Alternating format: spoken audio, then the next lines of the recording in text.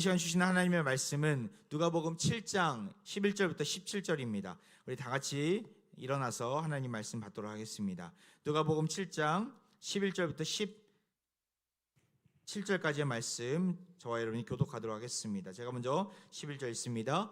그 후에 예수께서 나인이라는 성으로 가실새 제자와 많은 무리가 동행하더니 성문에 가까이 이를 때에 한 죽은 자를 메고 나오니 이는 한 어머니의 독자요 그의 어머니는 과부라. 그 성이 많은 사람도 그와 함께 나오거늘 주께서 그 과부를 보시고 불쌍히 여기사 울지 말라 하시고 가까이 가서 그 관에 손에 대시니 맨 자들이 서는지라. 예수께서 이르시되 청년아 내가 내게 말하노니 일어나라 하시매 죽었던 자가 일어나 앉고 말도 하거늘 예수께서 그를 어머니에게 주시니 모든 사람이 두려워하며 하나님께 영광을 돌려 이르되 큰 선지자가 우리 가운데 일어나셨다 하고 또 하나님께서 자기 백성을 돌보셨다 하더라. 함께 읽겠습니다. 예수께 대한 이 소문이 온 유대와 사방에 두루 퍼지니라. 아멘. 네, 앉아주시기 바랍니다. 오늘은 특별히 우리 1, 2, 3부 우리 부목사님들, 우리 전도사님이 또 말씀을 전하시게 되었습니다. 오늘은 1부는 우리 유초동부를 담당하시는 장재민 목사님 나오셔서 울지 말고 일어나라 라는 말씀을 제목으로 하나님 말씀 나누도록 하겠습니다. 큰 은혜가 있기를 간절히 소망합니다.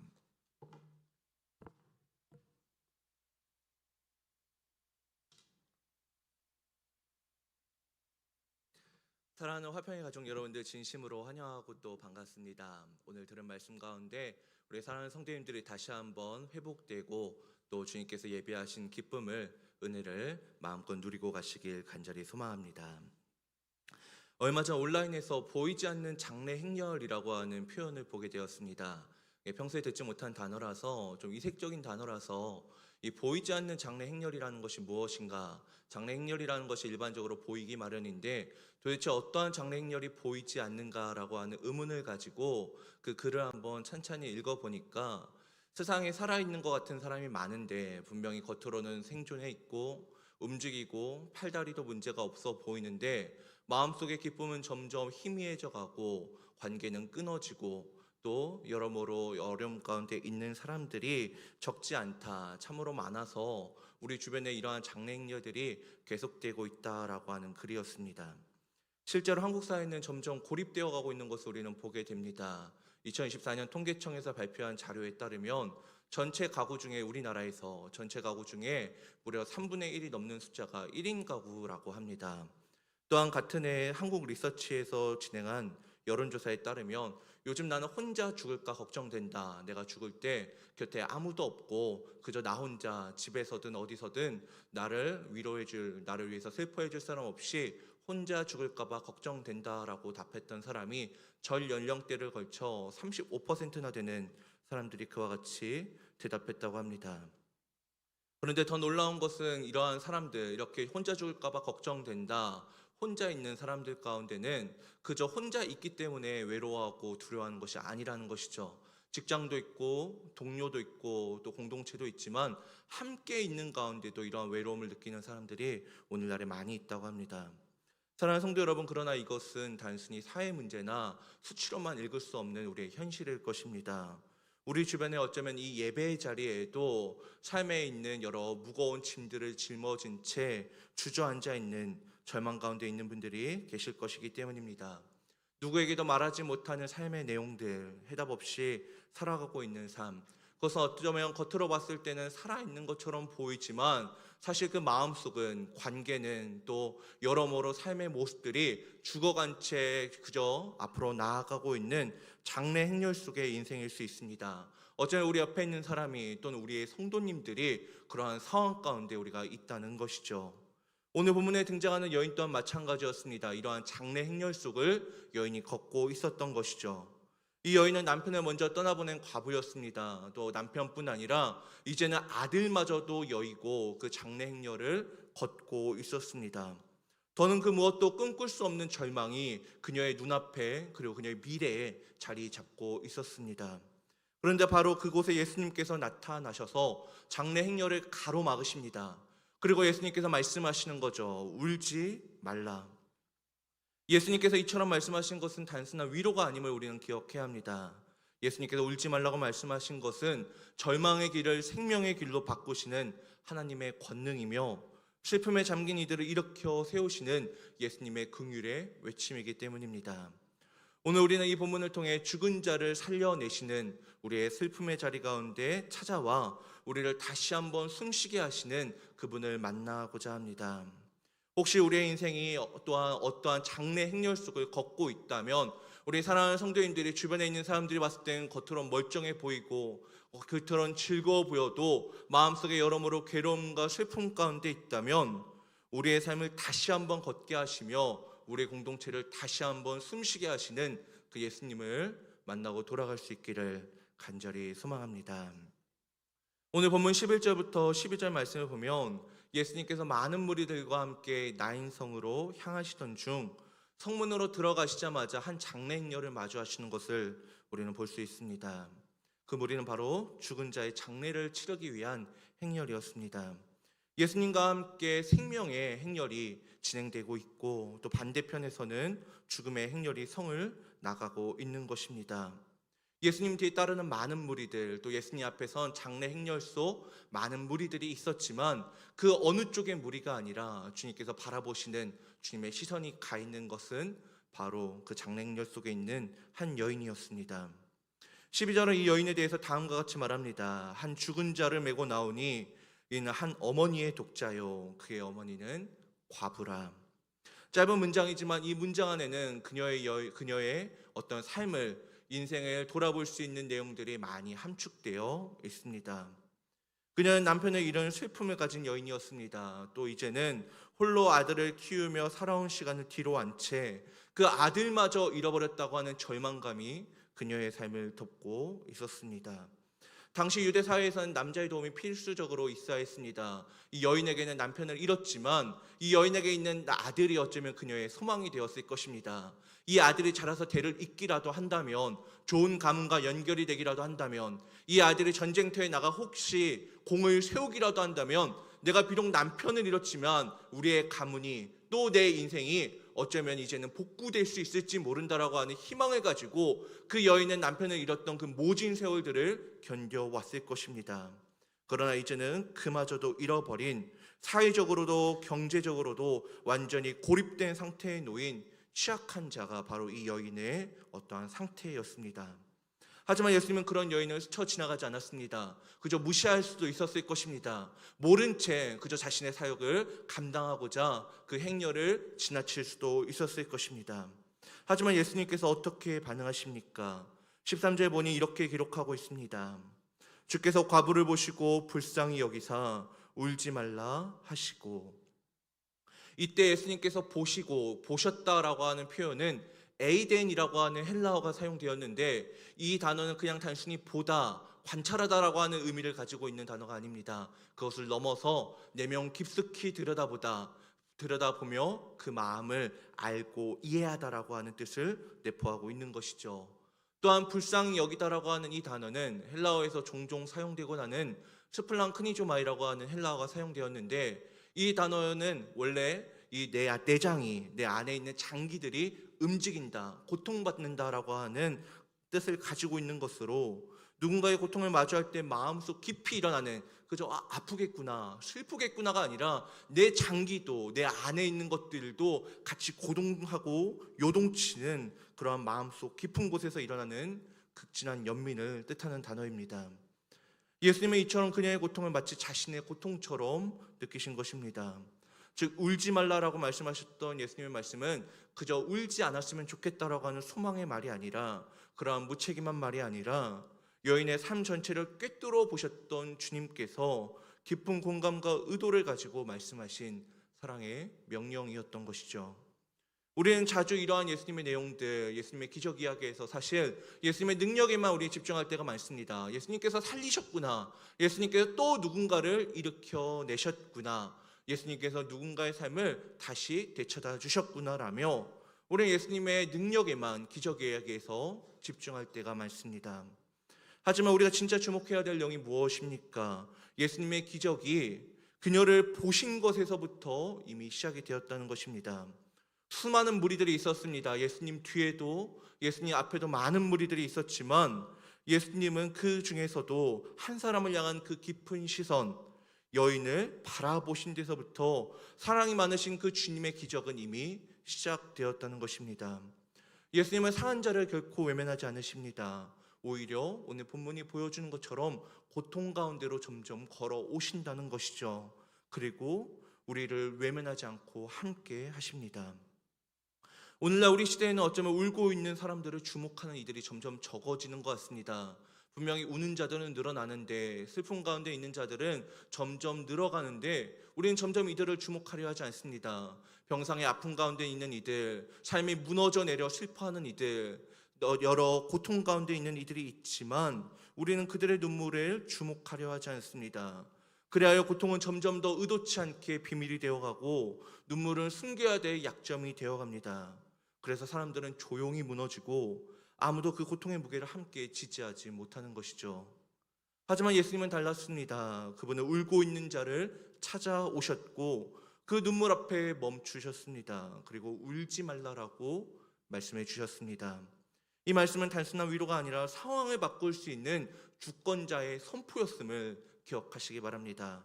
무슨 말입니까? 주님께서 울지 말라고 한 것은 앞서서 말한 것처럼 단순히 울지 말라, 울지 않았으면 좋겠다라고 하는 소망의 표현이 아니라는 것이죠. 너가 울어야 했던 이유를 내가 해결해 줄 것이다. 내 능력의 손으로 내가 너와 함께하여 내가 너의 고통을 알고 있노니 내가 너의 슬픔을 헤아리노니 내가 너의 눈물을 그치게 할 것이다 라고 하는 눈물의 원인을 제거하신 능력의 손길로 주님께서 여인의 눈물을 닦아주고 계시는 것이죠. 사랑하는 여러분, 여러분은 어떠한 고통 가운데 있습니까? 제가 성도님들의 고통과 여러 눈물들을 다 헤아릴 수는 없을 것입니다. 그러나 주님께서 알고 계신다는 것이죠. 혹시 아무도 모르게 울고 있는 상처가 있는 여러분들의 마음을 삶의 무게와 외로움 속에서 그 누구에게도 보이지 않는 장래 행렬석을 혼자 걷고 있는 우리의 삶을 주님께서 찾아오십니다. 그리고 주님께서 우리에게 말씀하신다는 것이죠. 울지 말라. 이 말씀은 단지 감정을 가라앉히라는 뜻이 아닙니다. 내가 너를 보고 있다.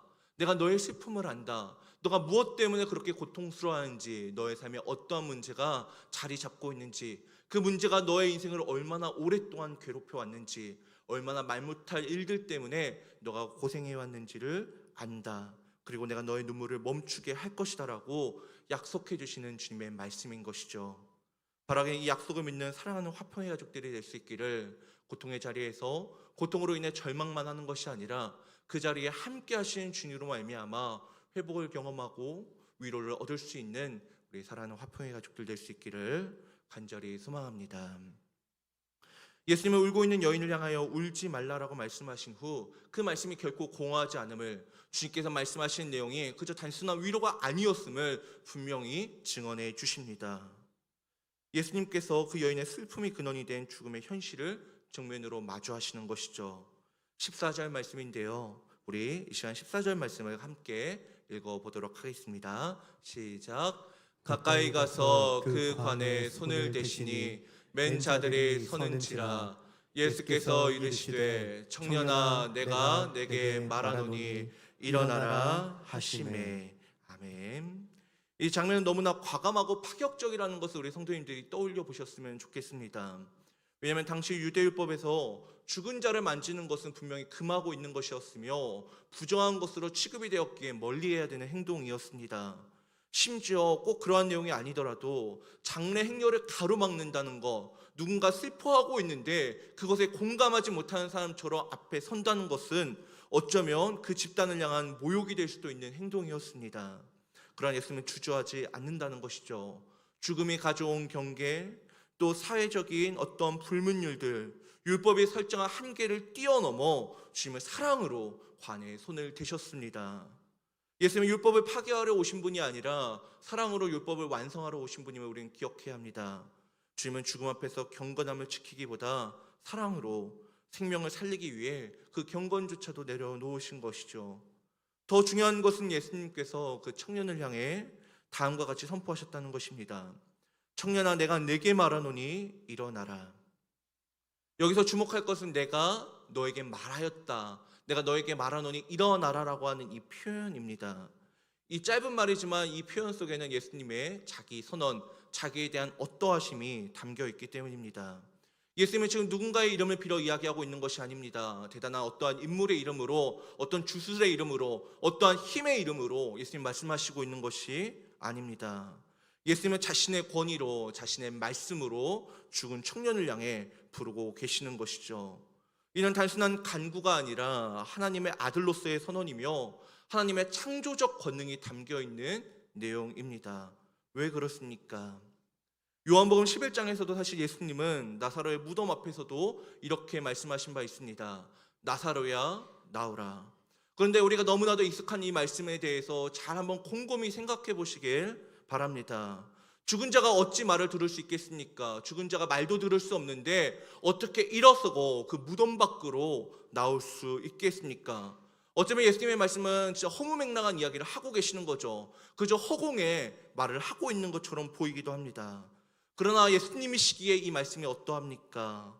예수님의 말씀은 죽은 자도 듣게 하며 죽음의 권세를 무너뜨리는 생명의 능력이라는 것을 우리로 하여금 다시 한번 생각하게 하는 것이죠. 죽은 자는 분명히 들을 수 없지만, 죽은 자는 일어날 수 없지만 예수님의 말씀은 그러한 죽음조차도 뚫고 무덤조차도 뚫고 그에게 듣게 하시고 작용한다는 것입니다. 요한복음 11장 25절의 말씀처럼 그분은 부활이요 생명으로서 예수님은 죽은 자를 살릴 수 있는 능력 그 자체라는 것이죠. 15절은 이렇게 이야기하고 있습니다. 죽었던 자가 일어나 앉고 말도 하거늘. 이 짧은 기록 속에 죽음을 이기신 그 하나님의 능력이 온전히 드러납니다. 죽었던 자가 일어나는 데서 그치지 않았습니다. 이제 그는 앉고 말도 하고 있습니다. 즉 생명만 찾은 것이 아니라 관계와 인격 그리고 소통하는 것, 그 모든 것을 그의 인생을 회복하게 된 것입니다. 단순한 육체의 수생으로 끝나지 않았다는 것이죠. 그리고 이 회복은 다음 문장에서 더 깊이 나타납니다. 어떻게 기록하고 있습니까? 예수님께서 그를 그의 어머니에게 주시니라. 예수님은 죽은 청년을 살리신 후 이제 너는 살았으니 가거라 라고 말씀하지 않습니다. 그를 다시 어머니에게 돌려주셨다는 것이죠. 눈물로 어두워졌던 그녀의 인생을 생명으로 밝혀주십니다. 상실로 인해 끊어졌던 관계를 다시 이어주고 계시는 것이죠. 여기서 우리는 주님의 사랑이 얼마나 구체적인지 볼 수 있습니다. 예수님의 기적은 단순히 놀라운 것, 대단한 것, 따라할 수 없는 행동 그 이상이라는 것이죠. 한 여인의 인생을 다시 일으켜 세우셨습니다. 그의 고통에 진심으로 응답하셨으며 그의 무너진 세계를 돌려주신 것입니다. 이와 같은 회복의 이야기가 사실 누가복음 전반에 기록되고 있습니다. 예수님은 여인, 장애를 가진 자, 환우들, 소외된 자, 가난한 자, 그 모든 자들에게 다가오시는 분임을 누가복음은 강조합니다. 그리고 바로 이 본문은 누가복음의 이러한 중심 메시지를 아주 잘 들려주고 있습니다. 예수님은 고통을 외면하시는 것이 아니라 들여다 보시는 분이라는 것이죠. 죽음 앞에서 부정하다면 물러서시는 분이 아니라 사랑으로 다가가신다는 것입니다. 이런 것을 잊지 않으시고 찾아주시는 회복의 주님이라는 것이죠. 사랑하는 여러분, 이 사건은 과거의 역사로 끝나지 않았음을 마음에 새길 수 있길 바랍니다. 오늘도 주님은 동일하게 우리의 삶의 관 앞에 나타나 우리와 함께 하시기 때문입니다. 우리 사랑하는 성도님들이 사랑했으나 상실한 것이 무엇입니까? 우리 사랑하는 성도님들이 붙잡고 있다가 망실했던 것이 무엇입니까? 우리 사랑하는 성도님들이 마음을 많이 주었다가 소실했던 것은 과연 무엇입니까? 우리가 그 모든 것들을 소실하고 망실했을 때, 그것들이 죽어버렸을 때 주님은 우리를 외면하고 있거나 저 멀리 계시지 않습니다. 그 가까이에 계신다는 것이죠. 그리고 도리어 그 관에 손을 대며 우리가 사랑했던 것, 우리가 잃어버렸던 것, 우리가 상실했던 것, 그 근처에 계시며 우리를 함께 하시사 그 관에 손을 대시며 말씀해 주신다는 것이죠. 내가 너에게 말하노니 일어나라. 내가 너에게 말하노니 일어나라.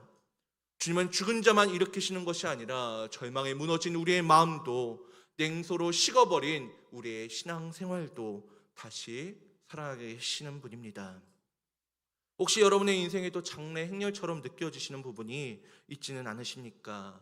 끊어져 버린 관계들, 또 우리가 잃어버린 사랑의 관계들, 또 주님께서 우리에게 주셨던 그 첫사랑과 사명들, 무너져 버린 기도 생활들, 이미 죽어버렸다고 생각했던 그 자리에 주님께서 다시 찾아오시고 함께 하십니다. 그리고 말씀하십니다. 내가 너에게 말하노니 다시 일어나라. 그 말씀을 듣고 반응하는 사람들에게 주님의 능력이 임할 것입니다. 우리가 그토록 간절히 원했던 주님의 능력이 다른 데 있는 것이 아니라 주님께서 우리와 함께 계심을 바라보며 주님께서 우리를 보고 계심을 믿으며 주님을 의지하는 자에게 임한다는 것이죠. 그리고 그 주님의 능력이 임했을 때 우리의 장례식은 다시 한번 생명의 잔치로 변하게 될 것입니다. 바라기는 우리 사랑하는 화평의 가족들이 끝났다고 생각한 그 자리에서 주님의 말씀을 믿고 의지함으로 우리의 삶을 수생시키시는, 우리의 삶을 회복시키시는 주님을 만날 수 있기를 간절히 소망합니다. 예수님의 손이 관을 만지고 예수님의 말씀이 죽음을 깨웠을 때 가장 먼저 변화된 것은 분명 청년과 그의 어머니의 삶이 맞습니다. 끊어졌던 것이 다시 이어졌습니다. 잃어버렸던 것이 다시 되찾은 바 되었습니다. 그러나 누가복음은 중요하게도 그 회복이 결국 한 개인의 회복으로, 어떠한 가정의 회복으로 그쳤다라고 말하고 있지 않습니다. 공동체로 확장되었음을 강조하고 있습니다. 16절 말씀인데요, 우리 이 시간 함께 읽어보도록 하겠습니다. 시작. 모든 사람이 두려워하며 하나님께 영광을 돌려 이르되 큰 선지자가 우리 가운데 일어나셨다 하고 또 하나님께서 자기 백성을 돌보셨다 하더라. 아멘. 주님의 기적을 본 사람들이 있었습니다. 그들은 단순히 놀라는 데서 그치지 않았다는 것이죠. 그들의 감격은 곧 경외로 이어졌고 경외는 하나님을 향한 그 예배로 이어졌습니다. 누가는 그들의 반응을 숨기지 않습니다. 도리어 의도적으로 드러내고 있습니다. 그들이 두려워했다는 것이죠. 이 두려움이 공포가 아니라 거룩한 경외심임을 우리는 기억해야 합니다. 하나님의 거룩하심 앞에, 그 거룩한 능력과 생명의 권능 앞에 자연스럽게 그들이 의도하지 않았음에도 경외심이 터져 나왔다는 것이죠. 그들은 그리고 이렇게 고백합니다. 큰 선지자가 우리 가운데 일어났다. 이 고백은 단순한 감탄이 아닙니다. 이스라엘 역사에선 사실 큰 선지자로 불릴 만한 인물이 존재했는데 바로 우리가 잘 아는 것처럼 엘리야나 엘리사, 모세와 같은 인물들을 우리가 지칭할 때 이스라엘은 일반적으로 큰 선지자라고 말했습니다. 특히 이 중에서 엘리야나 엘리사는 실제로 죽은 자를 살렸던 기적의 선지자들이기도 했습니다. 즉 나인성의 무리는 지금 예수님의 행동을 그저 단순한 우연이 아니라 하나님의 사자, 생명의 선포자로 인정하고 있는 것입니다. 그런데 그 다음 고백은 더 중요합니다. 하나님께서 자기 백성을 돌보셨다라고 그들은 고백하고 있기 때문입니다. 이 말은 단순한 기적의 순간에 대한 반응이 아니라 오랫동안 자신들이 하나님의 침묵 아래에 있었다라고 생각한 자신들이 어떠한 상황이었는지를 다시 한번 돌아보며 고백하는 내용입니다. 그들은 하나님께서 오랫동안 침묵하시는 것을 보며 어쩌면 하나님이 자신들을 잊었다라고 생각했습니다. 하나님이 우리의 고통을 더 이상 돌보시지 않는구나, 우리의 고통을 외면하시는구나, 우리와 함께 하시지 않는구나, 우리가 아무리 외쳐도 주님께서 이제는 듣지 않으시는구나 라고 생각했던 그들이 그 자신들의 어떠한 편협한 생각들이 깨지는 것을 목격한 것이죠. 하나님은 우리를 잊으시지 않았구나, 하나님은 여전히 우리를 찾아오고 계시는구나 라는 것들을 그들이 바라보며 고백하고 있는 것입니다. 어쩌면 이것이 복음의 내용이지 않습니까? 우리가 하나님께 찾아가는 것, 무언가를 하여서 하나님께 얻어내는 것이 아니라 하나님께서 우리의 인생 가운데 먼저 찾아오시는 것, 우리와 함께 하시는 것, 이것이 우리가 알고 있는 복음의 내용이지 않습니까?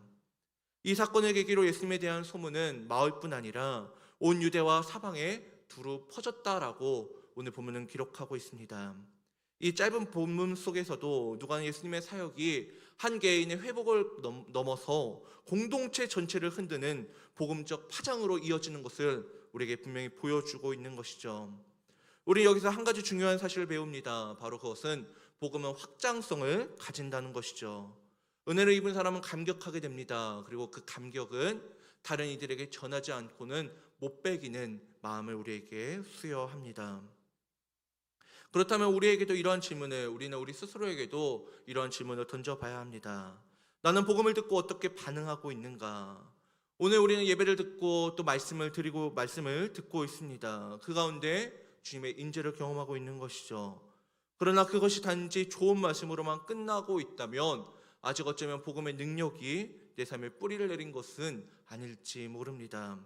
복음은 나를 울리는 감동에서 멈추지 않고 나를 통해 다른 사람에게 전해져야 하기 때문입니다. 이어서 우리는 공동체 회복이 왜 중요한지도 기억해야 합니다. 죽은 자식이 살아나 어머니에게로 돌아갔을 때 그 감격은 개인의 문제로 끝나지 않았습니다. 한 가정이 회복되고 한 마을의 신앙이 새로워지고 하나님의 살아계심을 전하는 계기가 되었기 때문입니다. 그러기에 이 본문은 어떠한 면에서는 개인주의가 심해져 가고 있는 오늘날을 향한, 또 고립된 삶을 향한, 우리를 향한 도전이기도 합니다.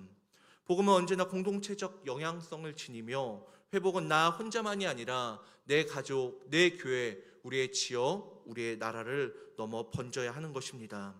주님의 말씀은 죽은 자를 일으켰고 그 사건은 하나님께 영광이 되었으며 사람들은 이로 말미암아 하나님께 예배하고 하나님을 기대하게 되었습니다. 사랑하는 여러분, 여러분의 인생에도 주님의 손길이 닿았을 때 그것이 개인의 감격으로 그치지 않기를 바랍니다.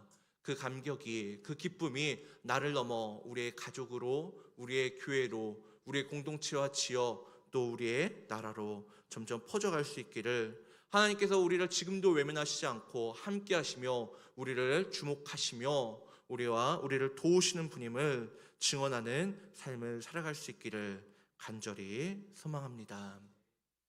이제 말씀을 맺겠습니다. 사랑하는 성도 여러분, 오늘 우리가 만난 본문에는 예수님께서 장래 행렬을 멈추시고 죽은 자를 살리시며 또 한 개인을 넘어 공동체를 회복하시는 것을 우리는 목격하였습니다. 단지 한 사람을 위한 기적이 아니라 공동체 전체를 향한 구속의 드라마였던 것이죠. 그러나 우리는 이 본문에 대해서 이해하고 알고 넘어가는 것을 넘어 우리는 이러한 질문을 스스로에게 던져봐야 합니다. 만약 오늘 본문의 내용들이, 이 사건이 그저 2000년 전에 있었던 하나의 사건을 말하고 있는 것이 아니라 여전히 지금도 우리와 함께 하시며 우리를 주목하시며 우리를 위해 울고 계시며 우리에게 일어나라고 말씀하시는 그 지금도 일하시는 주님의 일하심에 대해 우리에게 소개하고 있다라고 한다면 과연 이것을 들은 우리는 어떻게 살아야 하는가? 오늘도 수많은 사람들이 장래의 행렬 속을 걷고 있습니다. 겉으로는 살아있는 것처럼 보입니다. 우리 직장에도 우리의 친구들이, 우리의 가족들이, 우리의 지역사의 수많은 사람들이 겉으로는 분명 멀쩡해 보이지만 그 마음속에는 마음이 무너지고 관계는 메말라가며 희망은 사라져가는 삶을 겪고 있는 것을 보게 됩니다. 심지어 우리 주변에 있는 어떠한 이들뿐 아니라 교회에서도 그렇습니다.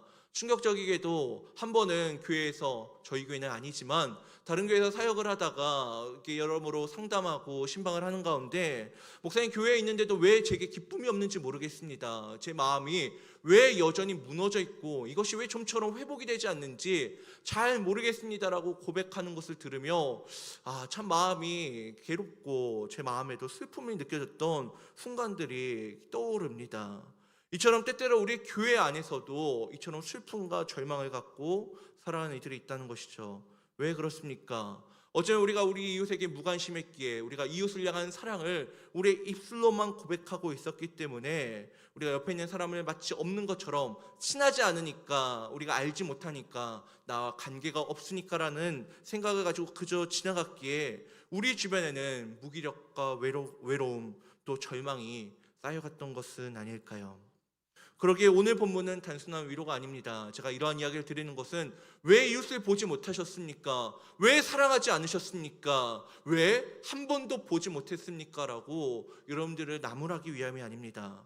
우리는 이렇게 연약함을 가진 자들입니다. 우리는 때때로 남을 잘 보지 못하고 나에게 함몰되어 살아갑니다. 나의 어떠함을 우리는 바라보고 살아가지만 이러한 연약함을 가진 우리와 다르게 주님은 우리를 주목해 보고 계신다는 것이죠. 본문은 우리에게 분명히 이야기합니다. 예수님이 그 장례행렬을 보시고 다가오셨다. 그리고 그분은 우리에게 다가오셔서 우리의 눈물과 절망을 모른 척하지 않으신다는 것입니다. 우리의 삶의 깊은 골짜기에까지, 그 어떠한 골짜기 속에 우리가 있더라도 그곳에 찾아오셔서 우리를 울지 말라 말씀하시며 죽은 것 같은 우리의 마음을 다시 한번 일으켜 세워주십니다. 그런데 더 놀라운 것은 거기서 그치지 않는다는 것이죠. 주님은 살아난 우리가 소속된 공동체 앞으로 데려가십니다. 주님께서 우리를 회복시키실 때 더 이상 우리의 삶은 우리만의 것이 아님을 기억할 수 있길 바랍니다. 주님은 우리로 하여금 또 다른 장래 행렬을 맡기를 원하십니다. 우리로 하여금 또 다른 장래 행렬 속 절망에 빠져 있는 이들을 일으켜 세우길 원하십니다. 겉으로는 멀쩡해 보이지만 주저앉아 있고 절망에 빠져 있는 이들을 일으켜 세우기를 원하신다는 것이죠. 우리가 받은 생명의 은혜를 흘려보내야 될 책임이 우리에게 있는 것입니다. 한국의 한 연구소에서 현대인의 가장 큰 고통은 무엇인가를 조사하며 어쩌면 현대인의 가장 큰 고통은 병이나 가난이 아니라 관계의 단절과 외로움이다라고 발표한 것을 본 적이 있습니다. 고립된 노인들, 해체된 가정, 단절된 세대 사이에서 소리 없이 죽어가는 이들이 참으로 많이 있습니다. 그들을 누가 다시 살릴 수 있겠습니까? 바로 예수 그리스도를 만난 우리의 공동체가 저들을 살려야 하지 않겠습니까? 사랑하는 여러분, 이 시간 여러분의 마음에 손을 얹고 주님 앞에 솔직히 나아가 보시기 바랍니다. 혹시 여러분의 삶에도 이미 끝났다라고 선언한 내용들이 있으십니까? 그러한 장래 행렬들이 여러분의 삶에도 존재하십니까? 그렇다면 오늘 여러분도 그 장래 행렬 앞에 멈춰 서 있는 예수님을 다시 만나야 할 시간입니다. 예수님이 말씀하십니다. 울지 말라. 그리고 여러분을 분명히 어루만지며 이야기하십니다. 일어나라. 이 음성을 듣고 순종하는 자마다 죽은 자가 살아나듯 다시 일어나게 될 것입니다. 오늘도 예수님의 시선과 말씀과 그 손길이 여러분의 삶에 임하길 소망합니다.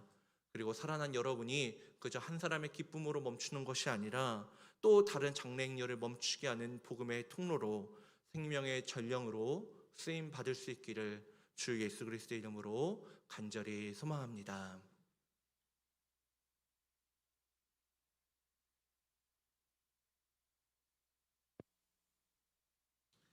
이제 우리 주신 말씀 기억하면서 찬양으로 나아가겠습니다. 나 무엇과도 주님을 바꾸지 않으리 믿음으로 고백하며 나아가겠습니다.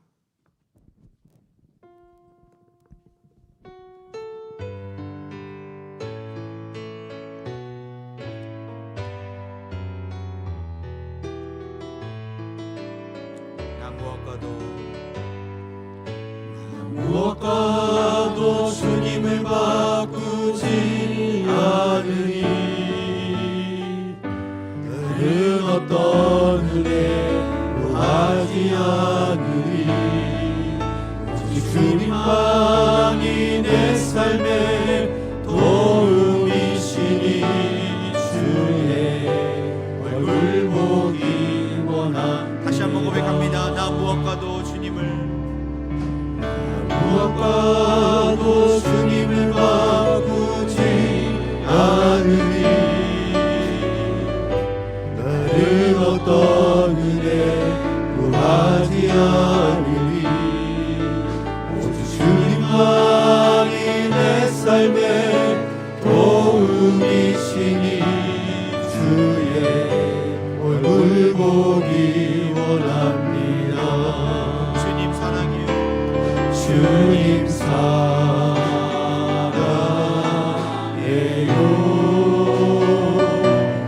온 맘과 정성 다해 하나님의 지시라 친구 되기 마지막으로 주님 사랑해요. 주님 사랑해요.